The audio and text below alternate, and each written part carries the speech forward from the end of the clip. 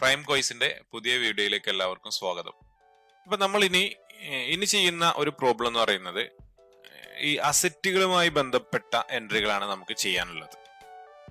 Asset എൻട്രികൾ ചെയ്യുന്ന സമയത്ത് നമുക്ക് കിട്ടുന്ന ബില്ലിന്റെ നമുക്ക് അതിന്റെ ഇൻപുട്ട് ക്ലെയിം ചെയ്തെടുക്കാൻ പറ്റുമോ ഇല്ല എന്നുള്ളതൊക്കെ കുറെ പ്രശ്നങ്ങളുണ്ട്. ഓക്കെ, അത്തരം എൻട്രികളെയാണ് നമ്മൾ ഇന്നത്തെ ഈ വീഡിയോയിലൂടെ നമ്മൾ കാണിക്കാൻ പോകുന്നത്. അപ്പൊ പ്രൈമിന്റെ 11ാമത്തെ വീഡിയോ ആണ് നമ്മൾ ചെയ്യുന്നത്. കഴിഞ്ഞ വീഡിയോയിൽ നമ്മൾ ഈ ഒരു പ്രോബ്ലത്തിന്റെ ഏകദേശം ഒരു കറണ്ട് ലയബിലിറ്റിയും അതേപോലെ തന്നെ അസറ്റുമായി ബന്ധപ്പെട്ട കാര്യങ്ങളൊക്കെയാണ് നമ്മൾ ചെയ്തിട്ടുള്ളത്. ഇത് നമ്മൾ ഇവിടെ പരിചയപ്പെടുന്നത് നമ്മുടെ സ്ഥാപനത്തിലേക്ക് നമ്മൾ ഒരു കുറച്ച് ഫർണിച്ചറുകൾ നമ്മൾ ഷോപ്പിലേക്ക് ആവശ്യമായിട്ടുള്ള കുറച്ച് ഫർണിച്ചറുകൾ വാങ്ങുന്നു. അതേപോലെ തന്നെ നമ്മൾ കമ്പ്യൂട്ടറായിട്ടും പ്രിന്ററായിട്ടും AC ആയിട്ടും നമ്മുടെ സ്ഥാപനത്തിലേക്ക് വാങ്ങുന്നു. ഈ ഒരു കാര്യങ്ങളെ എങ്ങനെയാണ് നമ്മൾ ചെയ്യുക എന്നുള്ളത് നമുക്കൊന്ന് നോക്കാം. ഓക്കെ, അപ്പോൾ നിങ്ങൾ ആദ്യമായിട്ടാണ് ഞങ്ങളുടെ ചാനൽ വീഡിയോ കാണുന്നതെങ്കിൽ ചാനൽ സബ്സ്ക്രൈബ് ചെയ്യുക, ബെൽ ബട്ടൺ എനേബിൾ ചെയ്യുക, വീഡിയോയിൽ ഇഷ്ടപ്പെട്ട ലൈക്ക് അടിക്കുക, ഷെയർ ചെയ്യുക, ഒപ്പം നിങ്ങളുടെ അഭിപ്രായങ്ങൾ കമന്റിൽ അറിയിക്കുക. അപ്പോൾ നമ്മൾ ഈ ഒരു സാധനം വാങ്ങിയ ടീമിന്റെ കയ്യിൽ നിന്ന് നമുക്കൊരു ബില്ല് കിട്ടും. നമുക്ക് ആ ബില്ലിനെ ആദ്യം ഒന്ന് ചെക്ക് ചെയ്യാം. ഇപ്പൊ ഇവിടെ ഒരു ബില്ല് നമുക്ക് കിട്ടിയിട്ടുണ്ട്. നമ്മൾ കമ്പ്യൂട്ടറും അതേപോലെ പ്രിന്റർ അതേപോലെ LGയുടെ ഒരു AC, ഇങ്ങനെ 3 കാര്യങ്ങളാണ് നമ്മൾ മൈജി ഷോപ്പിൽ നിന്നാണ് വാങ്ങിയിട്ടുള്ളത്. അവരുടെ ഇൻവോയ്സ് നമ്പറും അവരുടെ ഇൻവോയ്സിന്റെ ഡേറ്റ് ഒക്കെ ഉണ്ട്. ഇതിന്റെ ടോട്ടൽ എമൗണ്ട് ഇവിടെ ഉണ്ട്. ഇതിന്റെ CGSTയും SGST ഒക്കെ നമുക്ക് ഇവിടെ കാണാൻ കഴിയും. ഓക്കെ, ഇനി ഈ ഒരു ബില്ലിനെ നമ്മൾ നമ്മുടെ കമ്പ്യൂട്ടറിലേക്ക് നമ്മുടെ ഡാറ്റയിലേക്ക് എൻ്റർ ചെയ്യണം. അതെങ്ങനെയാണ് ചെയ്യുക എന്നുള്ളതാണ് നമ്മൾ ഇനി നോക്കുന്നത്. അതിനുവേണ്ടി നമ്മൾ പർച്ചേസ് എന്നുള്ള വൗച്ചർ ഓപ്പൺ ചെയ്യുക. അവിടെ ഡേറ്റ് 3/4 എന്നുള്ളത് തന്നെയാണ് വന്നിട്ടുള്ളത്. ഇനി നമ്മൾ അവിടെ ഈ മൈജി എന്നുള്ള ടീമിനെ ഓൾറെഡി നമ്മൾ ക്രിയേറ്റ് ചെയ്ത് വെച്ചിട്ടില്ല. അതുകൊണ്ട് നമ്മൾ മൈജി എന്നുള്ളതിനെ നമ്മൾ ക്രിയേറ്റ് ചെയ്യണം. അപ്പൊ ഇവിടെ ക്രിയേറ്റ് എന്നുള്ളതിൽ പോയി മൈജി എന്നുള്ളത് നമ്മൾ ക്രിയേറ്റ് ചെയ്യുക. നമ്മളെ സംബന്ധിച്ച് സൺട്രി ക്രെഡിറ്റർ ആയിരിക്കും മൈജി എന്ന് പറയുന്നത്. നമുക്കവര് ഒരു ക്രെഡിറ്റ് ഇല്ല, കാരണം റെഡി ക്യാഷ് കൊടുത്ത് നമ്മൾ സാധനം വാങ്ങണം. അവരുടെ അഡ്രസ് ഇവിടെ എൻ്റർ ചെയ്ത് കൊടുക്കുക. അഡ്രസ് ഞാനിവിടെ പൂർണ്ണമായിട്ട് എൻ്റർ ചെയ്തിട്ടില്ല, നിങ്ങൾക്കത് പൂർണ്ണമായിട്ട് ചെയ്യാം. ഇനി ഇവരുടെ GST നമ്പർ ഉണ്ടായിരിക്കും. ആ GST നമ്പർ നമ്മൾ ബില്ലിൽ നോക്കിയെടുത്തിട്ട് എന്ത് ചെയ്യാം, നമ്മൾ അത് ഇവിടുന്ന് കോപ്പി ചെയ്തെടുക്കുക. അതല്ലെങ്കിൽ അത് അതേപോലെ തന്നെ നമ്മൾ എൻ്റർ ചെയ്ത് കൊടുക്കുകയും ചെയ്യുക. ഞാൻ ജസ്റ്റ് ഇവിടുന്ന് കോപ്പി ചെയ്തെടുക്കുകയാണ്. അത് പേസ്റ്റ് ചെയ്യാൻ വേണ്ടിയിട്ട് ഞാൻ ചെയ്യുന്നത് Ctrl+Alt+V ആണ്. വെറും Alt+V അടിച്ചാൽ പേസ്റ്റ് ആവില്ല. Ctrl+Alt+V ആണ് നമ്മൾ പേസ്റ്റ് ചെയ്യാൻ വേണ്ടി ചെയ്യേണ്ടത്. അവിടെ GST നമ്പർ കൊടുത്തു. അത് ശരിയല്ല, തെറ്റുണ്ടാവും. ഞാൻ ജസ്റ്റ് എക്സാമ്പിൾ കാണിച്ചു തരാണ്. അതിനുശേഷം ഞാൻ ഇതിനെ സേവ് ചെയ്തു. ഇവിടെ ഒന്നും പ്രത്യേകിച്ച് നമുക്കൊന്നും കൊടുക്കേണ്ട ആവശ്യം ഉണ്ടാവില്ല. നമ്മൾ പർച്ചേസ് കാണിക്കുകയാണ്. ഇനി നമ്മൾ ഇവിടെ നമ്മൾ പർച്ചേസ് ആണ് എടുക്കേണ്ടത്. ഇവിടെ നമ്മോട് ഒരു ലെഡ്ജർ ചോദിക്കുന്നുണ്ട്, പർച്ചേസ് ലെഡ്ജർ എന്നുള്ളൊരു ചോദ്യം ചോദിക്കുന്നുണ്ട്. അത് പല സാധനങ്ങളും നമ്മൾ പർച്ചേസ് ചെയ്യും. ഇപ്പോ എക്സാമ്പിൾ പറയുകയാണെന്നുണ്ടെങ്കിൽ തന്നെ 18% ടാക്സ് വരുന്ന സാധനങ്ങൾ നമ്മൾ പർച്ചേസ് ചെയ്യുന്നുണ്ടാവും. പലരും അത് വെവ്വേറെ ഹെഡുകൾ കൊടുക്കാറുണ്ട് കേട്ടോ. പല സമയത്തും നമ്മൾ ആക്സസറീസ് പർച്ചേസുകൾ, അതേപോലെ തന്നെ പ്ലൈവുഡ് പർച്ചേസുകൾ, ഇങ്ങനെ അതിനെ വേറിട്ട് കാണുന്നതിന് വേണ്ടിയിട്ട് അങ്ങനെ ചെയ്യാറുണ്ട്. ഇത് ഏറ്റവും നല്ലത് എന്താ വെച്ചാൽ ഇവിടെ നമ്മൾ ടാക്സിന്റെ അടിസ്ഥാനത്തിൽ ഈ പർച്ചേസുകളെ ലെഡ്ജർ ചെയ്യുന്നതായിരിക്കും നമുക്ക് ഏറ്റവും നല്ലത്. അങ്ങനെ ആകുമ്പോൾ നമുക്ക് ഇതിന്റെ ടാക്സുകളെ ഓട്ടോമാറ്റിക് ആയിട്ട് എന്ത് ചെയ്യാൻ കഴിയും, കാൽക്കുലേറ്റ് ചെയ്യാൻ കഴിയും എന്നുള്ളതാണ്. ഇപ്പൊ ഞാനിവിടെ പർച്ചേസ് എന്നുള്ളത് ക്രിയേറ്റ് എന്നുള്ളതിൽ Alt+C അടിച്ചുകൊണ്ട് നമുക്ക് ക്രിയേറ്റ് ചെയ്യാം. ഇല്ലെങ്കിൽ ഇവിടെ ക്രിയേറ്റ് എന്നുള്ളതിൽ എൻ്റർ ചെയ്താൽ നമുക്ക് പുതിയ പർച്ചേസ് ലെഡ്ജർ ഉണ്ടാക്കാം. അപ്പൊ ഞാനിവിടെ പർച്ചേസ് അറ്റ് 18% എന്നുള്ളത് ക്രിയേറ്റ് ചെയ്യാണ്. അണ്ടർ വരിക പർച്ചേസ് അക്കൗണ്ട് തന്നെയാണ് പർച്ചേസിന്റെ അണ്ടർ ആയിട്ട് വരേണ്ടത്. ഇവിടെ GST അപ്ലിക്കബിൾ ആണോ എന്നുള്ളത് ചോദിക്കുന്നുണ്ട്. ഇവിടെ GST അപ്ലിക്കബിൾ കൊടുത്താൽ നമുക്ക് ഓട്ടോമാറ്റിക് ആയിട്ട് അതിന്റെ നമ്മൾ ബില്ലില് ഐറ്റംസുമേ നമ്മൾ എൻട്രി ചെയ്യുന്നതോട് കൂടി തന്നെ നമുക്ക് എന്ത് വരും, അതിന്റെ ഓട്ടോമാറ്റിക് ആയിട്ട് അതിന്റെ CGSTയും SGSTയും നമുക്ക് കാണാൻ പറ്റും. അവിടെ അപ്ലിക്കബിൾ കൊടുത്തു. ഇനി അതിന്റെ സെറ്റ് GST ആൾട്ടർ എന്നുള്ളത് ചോദിക്കുന്നുണ്ട്. അവിടെ പോയിട്ട് നമ്മളത് ആൾട്ടർ ചെയ്യണം. അതിന് വേണ്ടി നമ്മളിവിടെ യെസ് എന്ന് കൊടുത്തതിന് ശേഷം അത് എനേബിൾ ചെയ്തു. അപ്പൊ മറ്റൊരു വിൻഡോ വരും. ഇവിടെ HSN കോഡും മറ്റു വിഷയങ്ങളൊന്നും നമ്മൾ കൊടുക്കണ്ട, കാരണം purchase set 18% HSN code description ഉണ്ടാവില്ല. ഇവിടെ നമ്മൾ കൊടുക്കേണ്ടത് നേച്ചർ ഓഫ് ട്രാൻസാക്ഷൻ എന്നുള്ള ഒരു ഭാഗം ഉണ്ടായിരിക്കും. ഞാനിപ്പോ ഈ ഓപ്പൺ ചെയ്ത് വെച്ചിട്ടുള്ള നേച്ചർ ഓഫ് ട്രാൻസാക്ഷൻ, ഈ നേച്ചർ ഓഫ് ട്രാൻസാക്ഷനിൽ ഒരുപാട് ഓപ്ഷനുകൾ ഉണ്ടായിരിക്കും. ബ്രാഞ്ച് ട്രാൻസ്ഫർ, ഇമ്പോർട്ട്, അങ്ങനെ നിൽ റേറ്റഡ് ഇമ്പോർട്ട്, അങ്ങനെ കുറെ സംഭവങ്ങളുണ്ട്.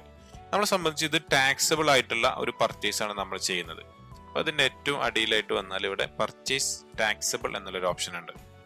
നിൽ റേറ്റ് ആണെങ്കിൽ നിൽ റേറ്റ് കൊടുക്കാം, ഇൻട്രസ്റ്റ് റേറ്റ് ആണെങ്കിൽ ഇൻട്രസ്റ്റ് റേറ്റ് ഒക്കെ കൊടുക്കാനുള്ള ഓപ്ഷൻ ഒക്കെ അവിടെ ഉണ്ട്. ജസ്റ്റ് അത് നിങ്ങൾ എല്ലാ കാര്യങ്ങളും ജസ്റ്റ് ഒന്ന് നോക്കിയാൽ മതി, അതിൽ എല്ലാ കാര്യങ്ങളും നിങ്ങൾക്ക് മനസ്സിലാവുന്നത് തന്നെയാണ്. അപ്പൊ ഞാനിവിടെ പർച്ചേസ് ടാക്സബിൾ എന്നുള്ളത് എടുക്കുന്നു. റിവേഴ്സ് ചാർജ് അപ്ലിക്കബിൾ കൊടുത്തിട്ടില്ല, ഇൻഎലിജിബിളും കൊടുത്തിട്ടില്ല. ടാക്സ് റേറ്റ് ഞാനിവിടെ 18 എന്നുള്ളത് കൊടുത്തു. ഓക്കെ, അതിനുശേഷം ഗുഡ്സ് ആണ് ഞാൻ ഇതിവിടെ സേവ് ചെയ്തു. ഇനി നമ്മൾ എൻ്റർ ചെയ്യേണ്ടത്, നമ്മുടെ ആ ബില്ല് ജസ്റ്റ് ഒന്ന് ഓപ്പൺ ചെയ്യാം. ആ ബില്ലിലുള്ള ഐറ്റംസുകൾ, അതിന്റെ HSN കോഡ്, അതിന്റെ ക്വാണ്ടിറ്റി ഒക്കെ ഉണ്ട്. ഇത് ഈ HSN കോഡുകളൊക്കെ ഞാൻ ജസ്റ്റ് കൊടുത്തതാണ്, അത് ശരിയല്ല. അതേപോലെ തന്നെ ക്വാണ്ടിറ്റി ഒക്കെ വെറുതെ കൊടുത്താൽ, ശരിക്കും കമ്പ്യൂട്ടറിൽ നിന്ന് വാങ്ങുമ്പോൾ നമുക്ക് കമ്പ്യൂട്ടർ എന്നുള്ള പേരിലല്ല ബില്ലിൽ ഉണ്ടാവുക, കാരണം ഓരോ സംഭവങ്ങളും വ്യത്യസ്തമായിട്ടാണ് അതിൽ ഉണ്ടാകുക. ഞാൻ ജസ്റ്റ് ഒരു പ്രോബ്ലം ചെയ്യുക എന്നുള്ള അടിസ്ഥാനത്തിൽ മാത്രമാണ് ഞാൻ ഇങ്ങനെ ഒരു ബില്ല് ഉണ്ടാക്കിയത്. അത് ഞാൻ തന്നെ ക്രിയേറ്റ് ചെയ്ത് വെച്ച് ജസ്റ്റ് ഒരു ബില്ലാണ്. അപ്പൊ ഇവിടെ കമ്പ്യൂട്ടർ എന്നുള്ളതിനെയാണ് നമ്മൾ ഫസ്റ്റ് ക്രിയേറ്റ് ചെയ്യേണ്ടത്.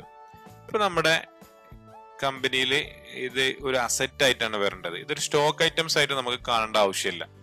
നമ്മുടെ സ്ഥാപനത്തെ സംബന്ധിച്ചിടത്തോളം ഇത് നമ്മൾ ഇനി വിൽക്കാനൊന്നും പോകുന്നില്ല. ഇത് നമുക്ക് നമ്മുടെ സ്ഥാപനത്തിന്റെ ആവശ്യത്തിന് വേണ്ടിയിട്ടുള്ള ഒരു ഫിക്സഡ് ആയിട്ടുള്ള ഒരു അസറ്റ് ആണ്.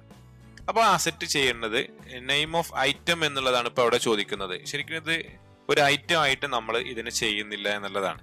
നമ്മൾ ഇതിന്റെ മോഡ് മാറ്റി ഇത് ഒന്നുകൂടി എൻ്റർ ചെയ്തിട്ട് നമ്മൾ ഇവിടെയാണ് ഇത് ക്രിയേറ്റ് ചെയ്യുന്നത്. ഇതൊരു ലെഡ്ജർ ആയിട്ടാണ് നമ്മൾ കാണിക്കുന്നത്. കമ്പ്യൂട്ടർ ഫിക്സഡ് അസറ്റ് എന്നുള്ളത് കൊടുക്കുന്നു. ഇവിടെ GST അപ്ലിക്കബിൾ ആണ് ചോദിക്കുന്നുണ്ട്. ഞാനിവിടെ എസ് കൊടുത്തിട്ട് ഇതിന്റെ HSN കോഡ് ഇവിടെ ഉണ്ടായിരിക്കും. 3265 എന്നുള്ളത് വന്നു. എന്നുള്ളത് പർച്ചേസ് ടാക്സബിൾ എന്നുള്ളതിൽ കൊടുക്കുക. അപ്പൊ നമ്മളോട് ചോദിക്കും നേച്ചർ ഓഫ് ഗുഡ്സ്.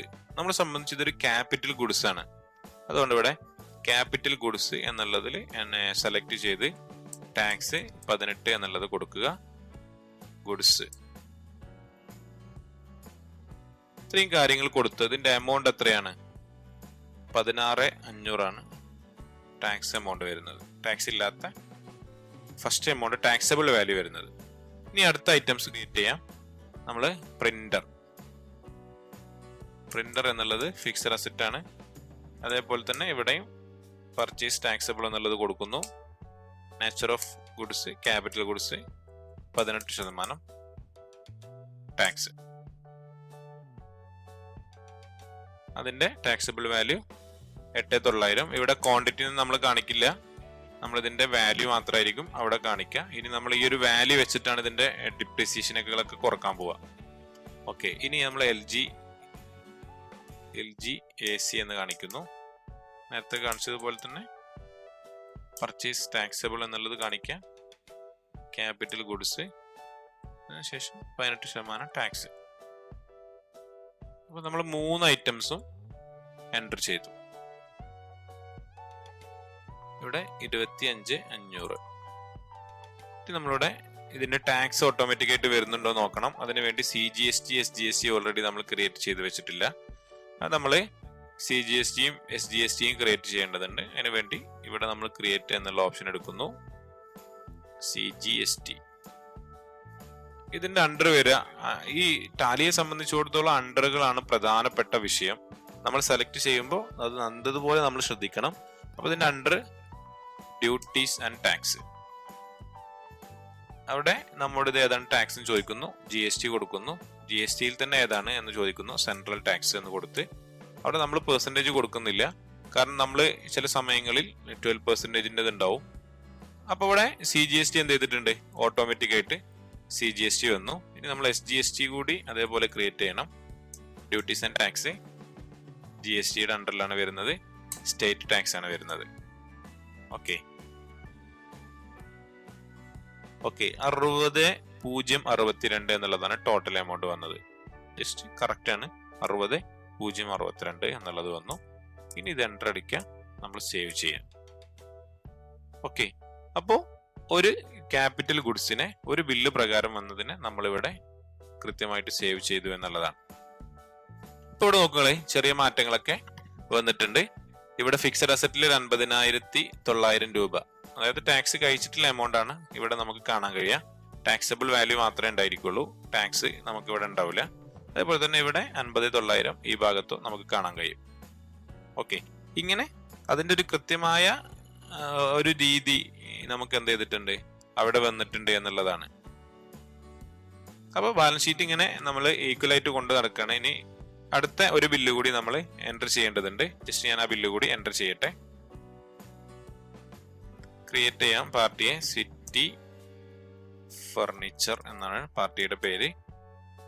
പാർട്ടി നമ്മുടെ സൺട്രി ക്രെഡിറ്റർ ആണ്. ക്രെഡിറ്റർ എന്ന് കൊടുക്കുന്നു. അഡ്രസ്സ് കൊടുത്തിട്ടില്ല, ഞാൻ അഡ്രസ്സ് ആവശ്യമെങ്കിൽ കൊടുക്കാം.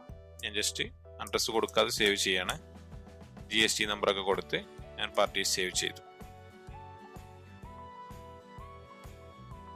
ഇവിടെ പാർട്ടിയുടെ ഇൻവോയ്സ് ഡീറ്റെയിൽസ് കൊടുക്കാനുള്ള ഓപ്ഷൻ ഉണ്ടായിരിക്കും. അത് നിർബന്ധമായിട്ട് നമ്മൾ കൊടുത്തിരിക്കണം, കാരണം അല്ലെങ്കിൽ അത് നമുക്ക് കൺഫ്യൂഷനുകൾ ഉണ്ടാക്കും ബില്ലുകൾ.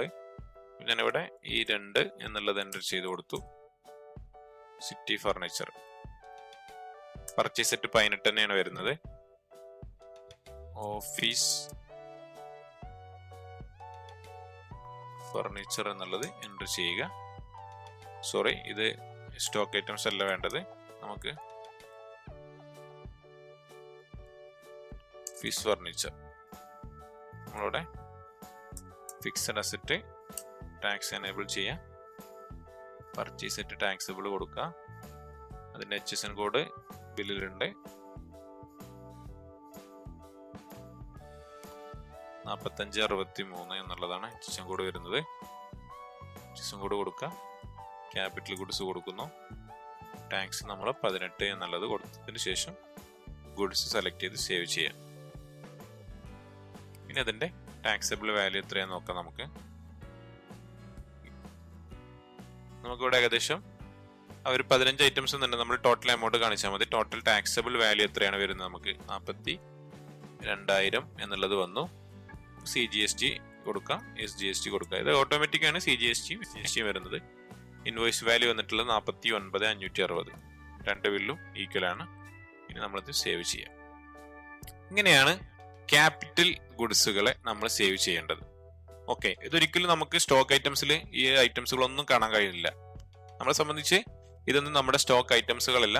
നമ്മുടെ സ്ഥാപനത്തെ സംബന്ധിച്ചിടത്തോളം ഇത്രയും രൂപയുടെ ഫിക്സഡ് അസറ്റുകളാണ് ഇപ്പൊ നമ്മുടെ കയ്യിലുള്ളത്.